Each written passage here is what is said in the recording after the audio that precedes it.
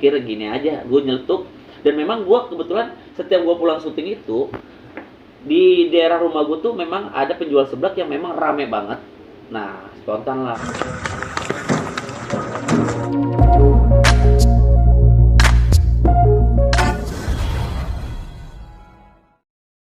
Bisa diceritain Bang Billy hari ini ada acara apa sih Bang? Oke. Assalamualaikum warahmatullahi wabarakatuh, teman-teman. Kayak lagi preskon ada kasus besar gitu ya.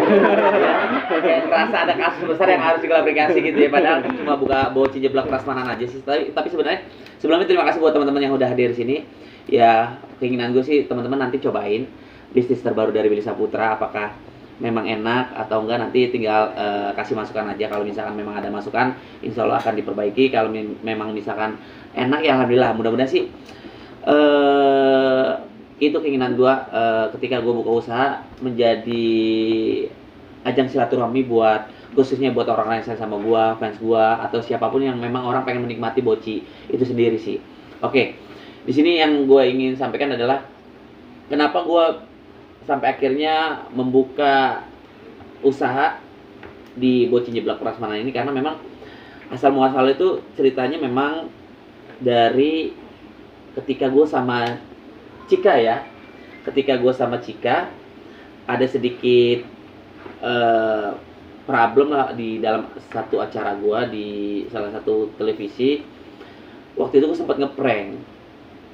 Tujuannya cuma ngeprank. Jadi gimana caranya kata tim, Cika itu harus kesel gitu loh. Sampai bisa Bang Billy kalau itu nangis gitu. Kalau kata tim kalau bisa sampai nangis. Jadi waktu Cika ulang tahun, gue disuruh tim untuk ngerjain Cika, ngeprank Cika. Gue bilang sama Cika, Cik, lo enak banget ya jadi artis, cuma model-model goyang-goyang doang di tok-tok gitu lo jadi artis. Kemudian rame lah di situ.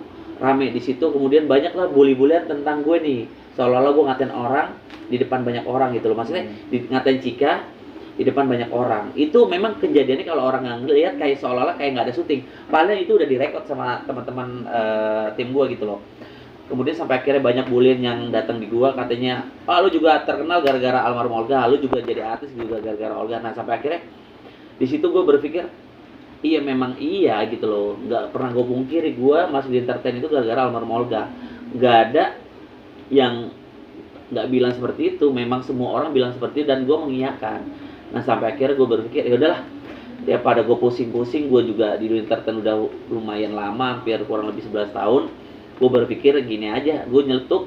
Dan memang gue kebetulan setiap gue pulang syuting itu di daerah rumah gue tuh memang ada penjual seblak yang memang rame banget. Nah spontan lah, tiba-tiba gue bilang ya udah kalau kayak gitu gue keluar aja lah dari dunia entertain, dari dunia keartisan, gue beralih profesi sebagai penjual seblak. Sampai akhirnya bener-bener keluarlah ide itu, dan sampai akhirnya terrealisasi lah pemikiran secara spontan itu. Kemudian sampai akhirnya gue minta tuh petunjuk sama netizen tuh, buat teman-teman kira-kira setuju nggak kalau Bang Billy tuh buka usaha di bidang seblak gitu loh. Terus rekomendasiin dong boci atau seblak mana yang lagi rame, lagi viral. Direkomendasiin lah Boci Jeblak Prasmanan yang sekarang gue gelutin usahanya ini. Nah sampai akhirnya gue cari tahu dan tim cari tahu siapa yang punya Boci Jeblak Prasmanan, dan salah satunya orang yang ada di kiri saya. Bukan Pak. Siapa? Sebelah Pak. Oh ini Pak Leo. Itu teman-teman, nanti bisa dilanjutin sama Pak Leo. Sampai akhirnya kita ketemu sama Pak Leo, kita ngobrol panjang. Kemudian juga pas gue datang ke lokasi, banyak memang peminatnya, banyak juga yang konsumennya yang aku lihat. Sampai akhirnya kedatangan aku ke sana, aku kasih makan gratis buat teman-teman yang hadir sana. Terus aku kasih hadiah main games gitu-gitu aja sih. Kemudian sampai akhirnya aku ngobrol sama Pak Leo, ngobrol-ngobrol secara spontan karena memang jujur itu juga pengen gue masukin di YouTube gue, dan sampai akhirnya gue bikin konten. Sampai akhirnya berjalan lah di situ, masuklah konten. Kemudian di luar konten memang kita udah ada perjanjian secara resmi gitu, secara legalitas. Kenapa gue masuk di Boci Jeblak Prasmanan ini? Karena yang harus dipahamin adalah usaha ini, jujur dari hati yang paling dalam gue berani sumpah, gue tuh banyak banget teman-teman gue yang nawarin gue tuh buka usaha dari bidang apapun. Gue mau jadi brand ambassador lah, dikasih 20%. Ini jujur ya, atau memang mau buka usaha A, B, C, D segala macam. Tapi kalau memang dari hati gue tuh gak serak, atau memang gak sejalan, atau memang nggak keinginan untuk iya gitu loh, gue nggak jalan. Tapi kenapa nggak tahu, gue di Bocil Nyeblak Prasmanan ini secara spontan dan dari hati tuh kayak jalan. Karena kenapa ya? Satu, struktur organisasi udah jelas, legalitasnya udah jelas, perjanjian udah jelas, kesepakatan udah jelas, orang-orangnya di dalam juga udah berkompeten dalam bidangnya. Jadi justru itu apa boleh buat, mau nggak mau gue juga itu handphone, orang lagi wawancara. Ada apa, Cak? Orang wawancara bilang gitu. Opa lagi wawancara mengenai seblak. Tanya juga enggak, wartawan. Ngomongin apa sih? Ya, Bisnis. Bapak di mana? Bapak lagi wawancara seblak. Nggak bakal ditanya juga sama wartawan, Pak. Jadi gitu teman-teman, intinya adalah segala sesuatunya itu kalau gue jalanin dalam hidup gue itu semuanya dari hati dan keinginan gue. Ini nggak ada pure keterpaksaan, bukan Billy Saputra bukan menjadi salah satu brand ambassador, tidak. Nanti boleh ditanyakan secara langsung, ini jangan diedit, ini real. Gue maunya, walaupun usaha seblak, tapi memang semua itu dari hati. Karena kenapa yang tadi gue jelaskan, secara legalitas semuanya aman, secara tim semuanya oke, secara berkompeten semuanya sudah matang. Jadi justru itu gue bergabung di dalam salah satu owner di Bocil Nyeblak Prasmanan. Seperti itu sih teman-teman. Ada yang bisa dipertanyakan kayak kasus perselingkuhan gitu ya, kayak berantem gitu ya, ya wawancara gitu ya, kayak orang benar ya. Tapi menurut Bang Billy ini peluangnya bisa jadi besar nggak sih? Kalau gua boleh ngomongin, karena memang ini pengalaman pertama gua di usaha ini. Kalau bisa gua spill sedikit soal rezeki yang gua dapat selama gua baru beberapa, ya bisa dibilang sebenarnya baru beberapa ya. Udah lumayan lah sebenarnya, ini usaha kecil tapi lumayan menggigit juga. Nanti kalau misalkan gue spill, ya kalian pasti akan berminat seperti itu menjadi pengusaha seblak di Billy Saputra. Jadi untuk itu buat siapapun sebenarnya kalau misalkan mau bergabung di tempat kita juga, kita logo aja gitu. Karena memang di Bocil Nyeblak Prasmanan itu sendiri, kita sendiri sudah hampir 12 outlet ya. Alhamdulillah sudah hampir 12 outlet gitu. Kemudian kalau ngomongin masalah rasa, insya Allah mudah-mudahan aman. Makanya di situ gue mau bergabung di sini. Soal rasa oke, soal tim oke, soal legalitas oke, struktur organisasi jelas, kemudian dari semuanya aman. Jadi insya Allah Billy bergabung di Bocil Nyeblak Prasmanan. Tapi bisa dibilang penghasilannya ngalahin penghasilan syuting loh. Kalau untuk penghasilan syuting udah bisa dibilang ya belum, masih syuting. Sejujurnya masih syuting. Kalau ini masih bisa dibilang alon asal kelakon. Tapi dari 9 outlet sampai akhirnya kita sudah 12 outlet gitu. Ya pelan-pelan insya Allah, mudah-mudahan. Karena insya Allah di tahun yang baru ini, maksudnya di tahun baru di tahun 2024, insya Allah Billy akan menjadi seorang ya bisa dibilang pengusaha lah, bukan jadi artis lagi, insya Allah mudah-mudahan. Tapi kenapa akhirnya ini ada kayak persiapan pensiun ya atau gimana sih? Ya, jadi segala sesuatu kita harus dipersiapkan gitu loh. Karena memang kalau sejujurnya mungkin hal ini udah lumrah kali secara umum, kalau di dunia entertain nggak akan selamanya gitu. Kita juga tahu porsi kita sampai kapan. Ya mudah-mudahan sih seterusnya, insya Allah mudah-mudahan orang-orang selalu sayang sama Billy, dan juga Billy masih dipercaya sama pihak-pihak TV ya.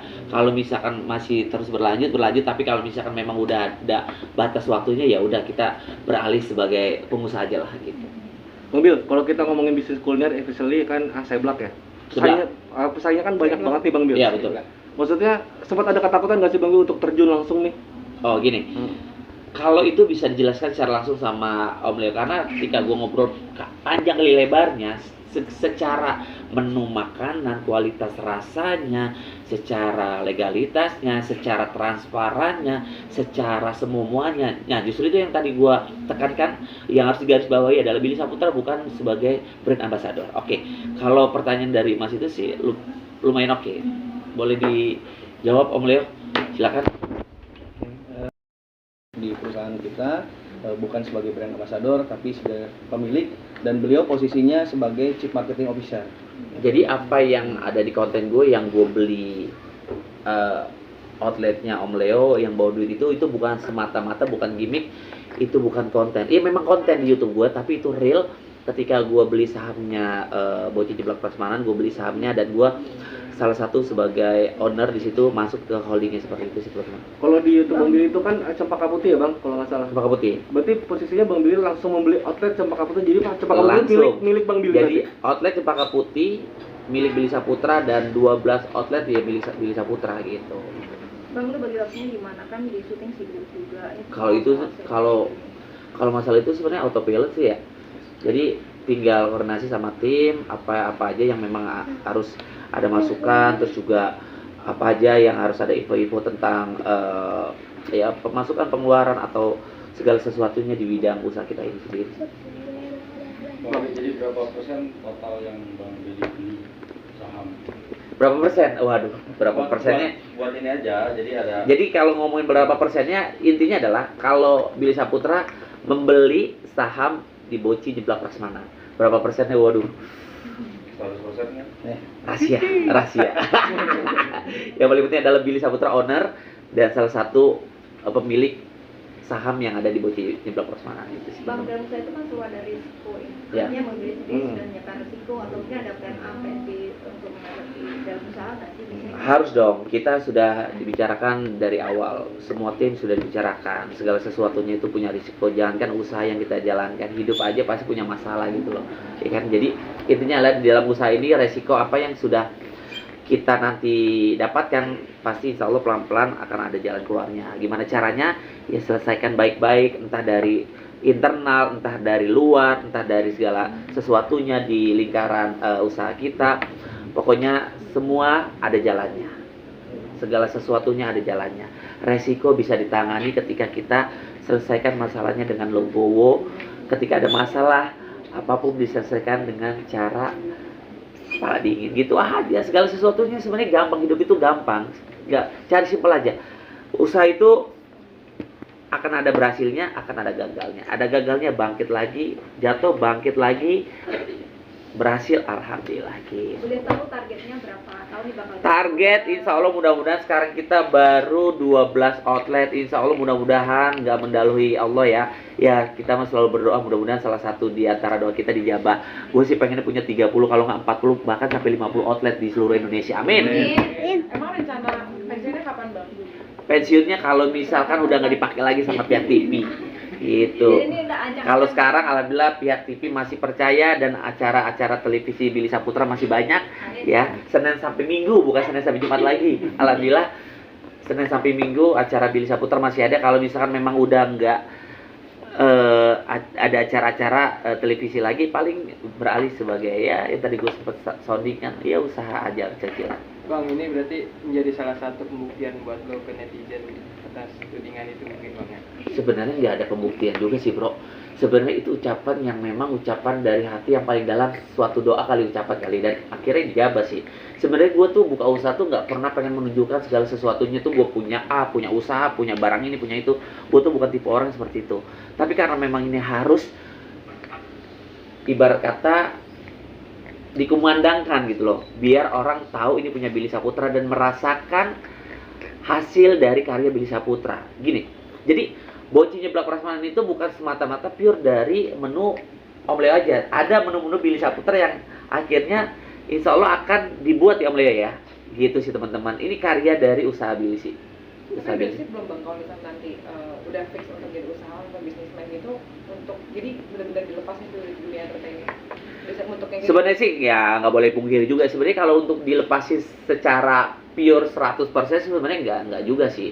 Kemungkinan besar orang TV banyak yang sayang sama gua, mungkin ya pasti gua mah pasti akan diundang-undang aja sama pihak TV gitu loh. Kalau segala sesuatunya memang satu gua udah bosen, kedua memang udah nggak, apalagi sih Pak, apalagi batiknya handphonenya. Jadi kalau misalkan udah ya memang satu udah nggak dipercaya lagi sama pihak TV, ya insya Allah Billy beralih. Kalau misalkan Ya tapi nggak mungkin sih berarti pasti ada aja Billy mah diundang gitu insya Allah. Mudah-mudahan terus berjalan di dunia entertain karena kan karir awal Billy itu di dunia entertain. Orang tahu Billy sampai sekarang ya karena masuk di entertain aja ya, salah satunya jembatannya almarhum Olga Saputra gitu. Mobil ini kan udah ini usaha pertama kali ya Bang ya maksudnya. Sebenarnya ada sih usaha yang memang nggak ke blow up juga, ada beberapa usaha yang memang nggak ke blow up aja.